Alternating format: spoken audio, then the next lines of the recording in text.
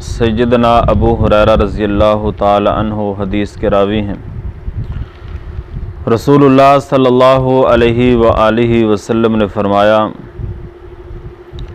जो कोई किसी मुसलमान की तकलीफ़ को दूर करता है, अल्लाह रब्बुल आलमीन क़यामत वाले दिन उसकी बड़ी तकलीफ़ को दूर फरमा देंगे। और जो कोई किसी मुसलमान को सहूलत मुहैया करता है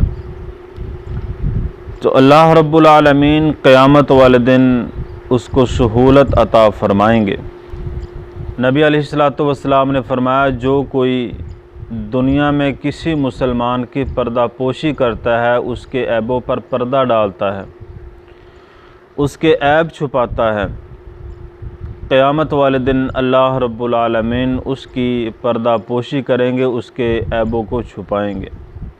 और जो कोई दुनिया में किसी मुसलमान की मदद में रहता है, उसकी हेल्प करता है, तो अल्लाह रब्बुल आलमीन भी उतनी देर तक अपने उस बंदे की मदद में रहते हैं, उसके साथ आसानी वाला मामला करते हैं।